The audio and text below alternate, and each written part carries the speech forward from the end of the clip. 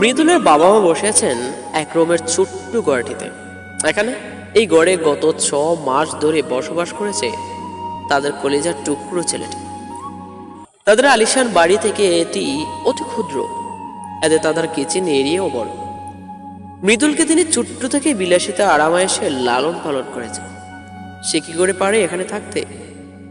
মাথার উপরে ঝুলে পড়া ফ্যানটার বাতাস গায়ে লাগে না, অথচ এসি ছাড়া 1 সেকেন্ডও থাকতে পারতো না মৃদুল। মনোয়ার অবাক হয়ে দেখেছেন। নাক কুচকে গেল বিছানার চাদরে চোখ পড়তে। ময়লাটে পুরনো কুচকে যাওয়া একটা চাদরের উপর বসে আছেন তারা। বালিশ দুটো তেল চিকচিকে। ঘরের এক কোণে প্লাস্টিকের দুটো জাগ, তাতে অনাজাত পাখি রাখা। অন্য পাশে মাঝারি সাইজের আরেকটা লোহার জাগ, তাতে তৈশ্যপত্র রাখা। একটা RFL এর ওয়ার্ড্রোব, তার উপর 32 ইঞ্চির কালার টিভি চলছে। ফ্রিজটা পাশেই রাখা। এই ঘরের জানালা মাত্র দুটি। একটি রান্নাঘরের সাথে এখন বিজিয়ে রেখেছে জবা, অন্যটি দক্ষিণ দিকে। মনোয়ারা উঠে দাঁড়াতেই নূর আলম সাহেব তাকালেন।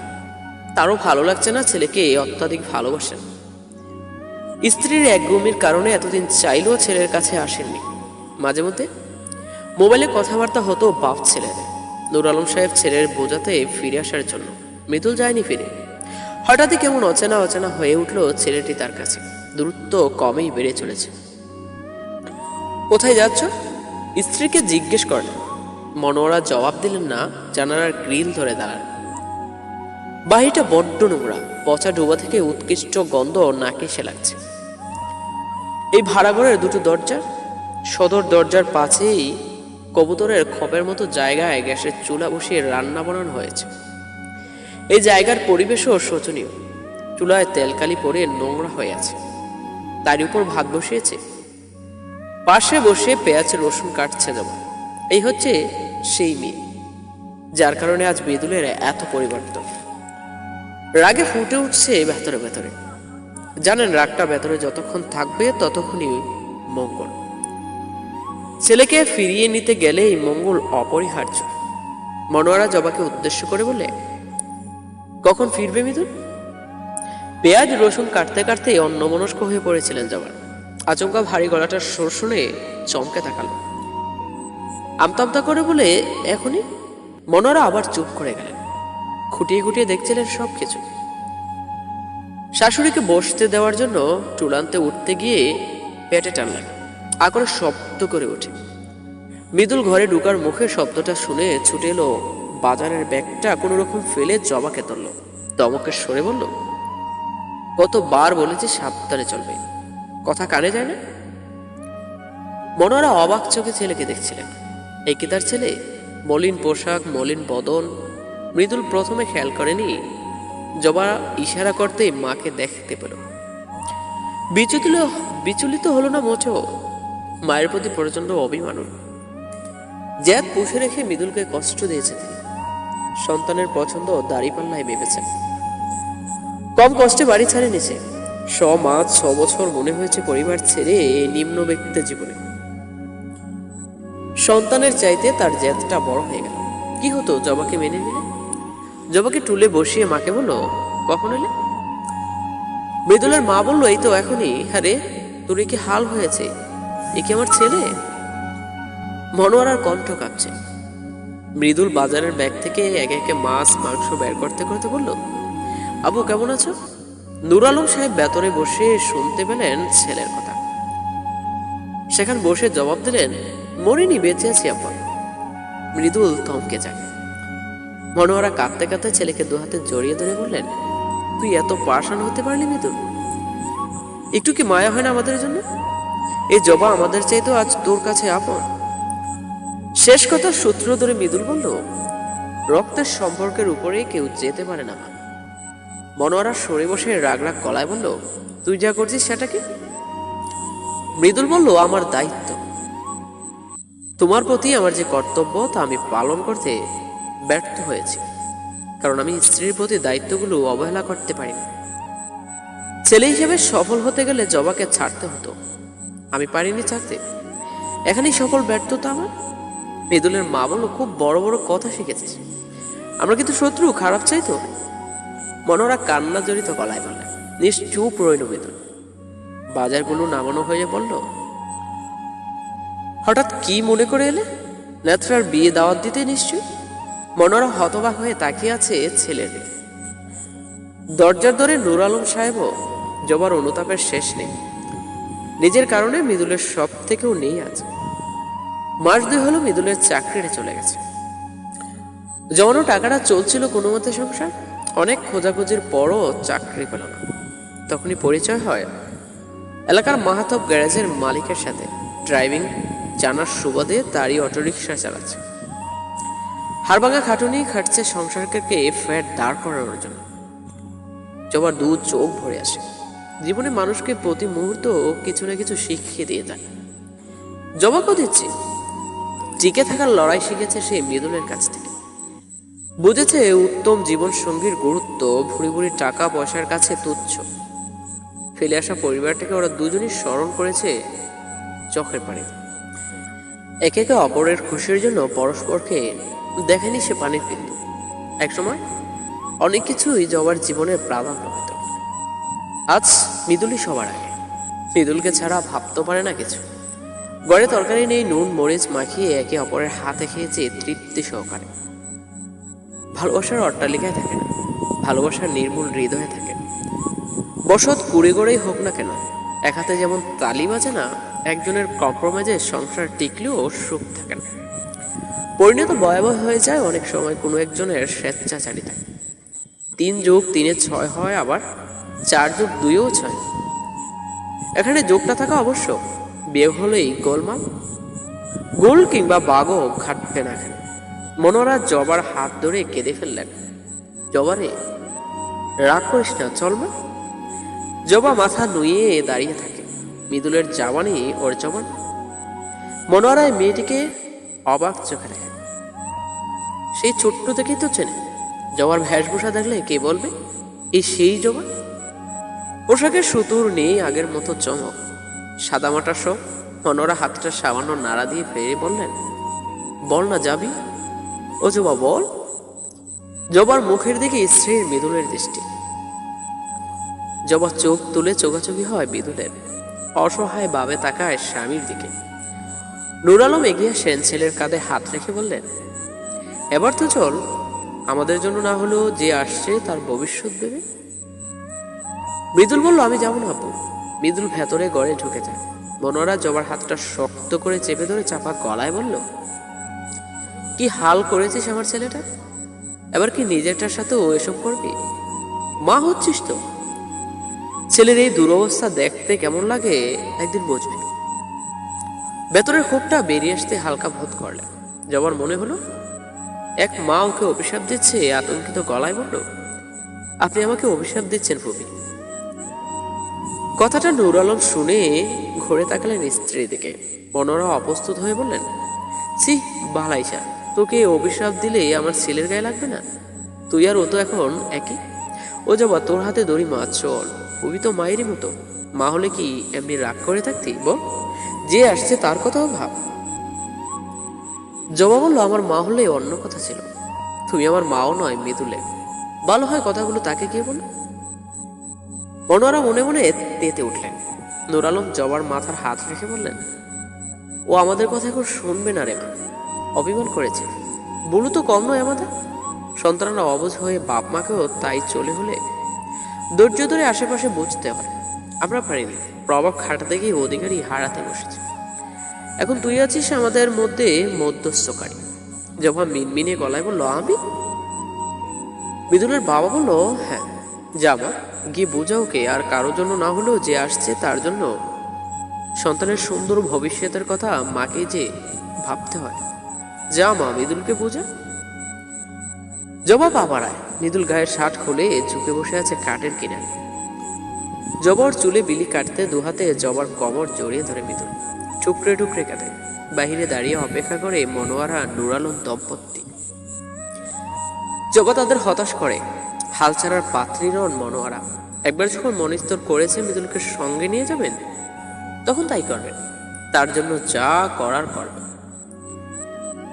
আকাশটা রৌদ্রময়। চোখে পড়ে যায় বেশিক্ষণ বাহিরে তাকিয়ে থাকলে। জুঙ্কর চোখ, মন বহু আগেই পড়েছে দোকানো। গভীর ক্ষতের সৃষ্টি হয়েছে আদর সারবে কিনা জানে না, শুধু জানে এ নিয়ে জীবনের বাকি পথ চলতে হবে। এরই মাঝে হাসতে হবে, হাসি ছাড়া নিস্পন্দন হয়ে যাবে ও। ব্যথাটা চূর্ণ বিচূর্ণ হয়েছে অনেক আগে। বাহিরেও তেমনি হলে চলবে কি করে? চোরাবালিতে আটকে আছে এখনো সে। যে করে হোক নিজেকে বাঁচাবে। সাহায্যের কামনা আজ আর করে না চোখ। পরনির্ভরতা কাটিয়ে উঠতে চাইছে। জেনে গেছে সবাই সবকিছু পায় না, সেও পাবে না চরিত্রবান জীবন সঙ্গী। একটা সুন্দর সংসার, আপন সন্তান, এই আক্ষেপ বুক ভারী হয়ে ওঠে যখন কেউ বোঝে না, নিজেই যেন নিজেকে সান্ত্বনা দেয়, শক্তি দেয়, সাহস দেয়। না পেলে সব, দরকার নেই ওসবের। সুখ বলতে কি অসুখী বোঝায়? বুঝুক। জুঙ্কো তবে সুখী চায় না, অসুখী হয়ে রবে সেও ভালো। তবুও মলয়কে এক মুহূর্তের জন্য চাইছে না। এ নামটাকে ঘৃণা করে ওর সাথে রিলেটেড সব কিছু। মুক্তি চায়, নিজের মতো করে সম্মানের সাথে বাঁচতে চায়। কান্না ঠেলে সে যোগ্য, প্রাণপণে সেটাকে রোদে। কার জন্য কাঁদবে? ওই চরিত্রহীনের জন্য? এর যোগ্য? জুঙ্কো বিছানার উপর হয়ে পড়ে কাঁদে আর বলে, আমার অপরাধ কি ছিল মনে? কেন ধোকা দিলে? আমি তো সবই দিয়েছিলাম ভালোবেসে, কোথায় কমতি পড়ে গিয়েছিল? আমার জীবনটা কেন নষ্ট করলে? চাপা আর্ত চিৎকারে ভারী হয়ে উঠল ঝোঁক করো।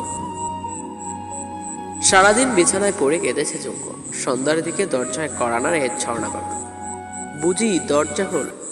জুঙ্ক বলল, মা একা থাকতে দাও আমাকে। চেঁচিয়ে উঠল জুঙ্ক।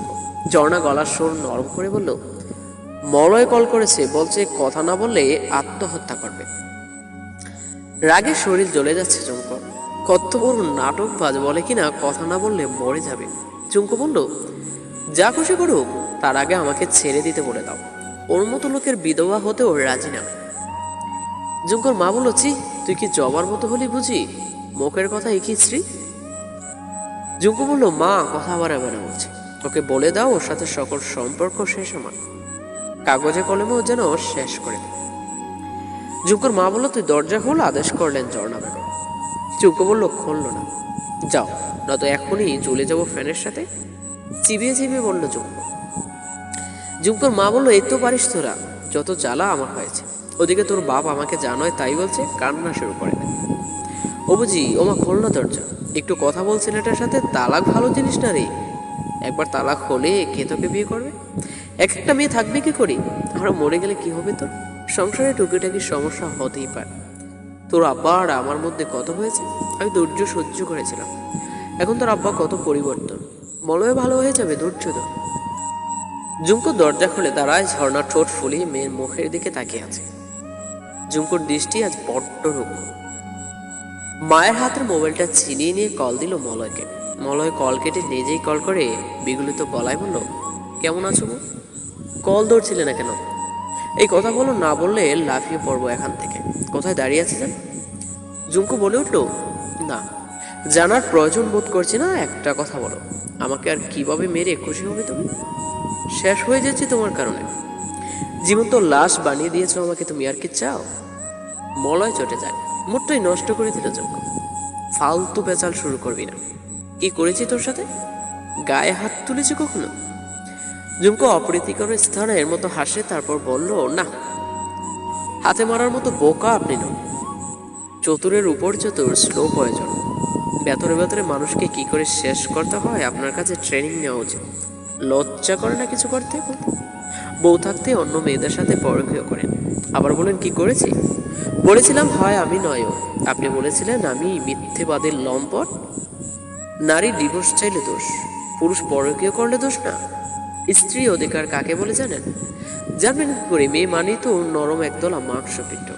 মন মতো সেটা ব্যবহার করে পায়ে ফেলবেন, হাতে তুলবেন, তারপর লাথি দিয়ে জীবন থেকে বের করে দিতে পারবেন। মলয় বলল, অতিরিক্ত বলছিস তুই জুঙ্কু।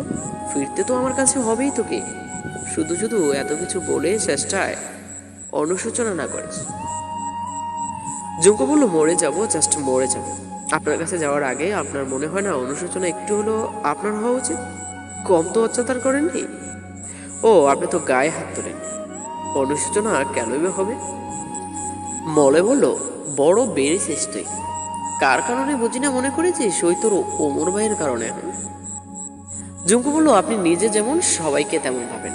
আপনার সাথে কথা বলতেও রুচিতে বাদে, আর কল দেবেন না, কোনো কথা নেই আপনার সাথে। মলয় বলল, আচ্ছা তাহলে এই তোর কথা, সম্পর্ক রাখবি না, আমার নামে কুৎসা রটাবি রটা। আমিও বলবো সবাইকে তোর সম্পর্কে। চাচা তো ভাইয়ের প্রেমে বলতে পারিসনি বলেই আজ আমাকে তোর ভালো লাগে না। দেখবো কি করিস জীবনে। বাপ মায়ের মাথায় বোঝা হয়ে থাকা ছাড়া তোর উপায় থাকবে না। সেদিন বুঝতে পারবি কি ভুল করেছিলি। জুঙ্কু বলল, নিজের চিন্তা করে আমি কি করব না করব আপাতত আপনাকে ভাবতে হবে না, সে অধিকার আপনি হারিয়েছেন। মলয় বলল, খুব জবানের জোর বেড়েছে। ডিভোর্স চা? দেব না তোকে ডিভোর্স, পারলে নিয়ে দেখা। জুঙ্কুর অসীনীয় লাগে এই লোকের কথা। কল কেটে মোবাইল বিছানায় ছুঁড়ে ফেলে দেয়। জনা শুনছিলেন এতক্ষণ মলয়ের কথা। মলয়ের উপর ক্ষিপ্ত হলে তিনিও। জুঙ্কুর মাকে চিৎকার করে বলল, এর পরও বলবে ও ঠিক হবে, এর পরও বলবে ওর কাছে যাওয়া উচিত, ও কোনোদিনও শুধরাবে না। আমি মরে গেলেও না। এই অমানুষগুলো শুধু নিজেদের প্রয়োজনে রং বদলায়, মানসিকতা বদলায় না। আমি আর পারছি না নিতে ওর মানসিক অত্যাচার। রফিক সাহেব ফিরলেন, ঝর্ণার স্বামীকে খুলে বললেন মলয়ের ব্যাপারে। তৎক্ষণাৎ কল করেন বেআইকে রফিক। মঞ্জুরুল হক বললেন, আমি কি বলবো? জামাই আপনার, আপনি বলুন। জুঙ্কুর বাবা বলল, আমার জামাই মানে? দায় সারা কথা কেন বলেন? আপনার ছেলে এসব করেছে, আপনি কিছু বলবেন না? মঞ্জুরুল হক সরাসরি জবাব দেন না। তিনি বললেন, আমার ছেলেকে আমরা চিনি, সে এ ধরনের কাজ করতে পারে। মেয়েকে শাসন করেন, আপনাদের আশকারা পেয়ে আজে বাজে বকছে। আমারও মেয়ে আছে, বলুক স্বামীর নামে কুকথা, জিব্বা কেটে ছিঁড়ে ফেলবে। জুঙ্কুর বাবা হলো, বাহ চমৎকার। ছেলেকে বোঝাবেন না তো উল্টো সাপোর্ট করছেন ওর অনৈতিক কাছে। আপনার ছেলে না শুধরান পর্যন্ত আমার মেয়ে ফিরে যাবেন। মলয়ের বাবা বলল, মেয়ে নিয়ে বড়াই কিসের? আপনাদের কি আছে আপনার মেয়ের মধ্যে? কপাল ভালো ছিল, আমি পুত্রবোধ করে নিয়ে এসেছিলাম, হয়তো আপনার ওই মেয়ে সারা জীবন আইবুড়ো করে পচত। জুঙ্কুর বাবা বলল, আমার মেয়ে কি অশিক্ষিত, অযোগ্য যে করে পচবে? মলয়ের বাবা বলল, হ্যাঁ কি আমার শিক্ষিত, আমি শিক্ষিত আজকাল রাস্তাঘাটে। থাকুক আপনার ওই শিক্ষিত মেয়েকে ঘরে রেখে, দরকার নেই ও মেয়ে নয়। আপনাদের সাথে সম্পর্ক রাখবো না। কথা শেষ। কল করে কল কেটে দিলেন মঞ্জুরুল। রফিক সাহেবের মাথায় আকাশ দিল। পাশে ঝর্ণা বেগমের মুখে তখন রাজ্য চিন্তার ছাপ। তো ফ্রেন্ডস, আজকের পর্ব এ পর্যন্ত। আশা করি ভালো লেগেছে। যদি ভালো লাগে থাকে একটা লাইক দিয়ে দিন। আজ আসি, দেখা হবে নতুন পর্বে। আল্লাহ হাফিজ।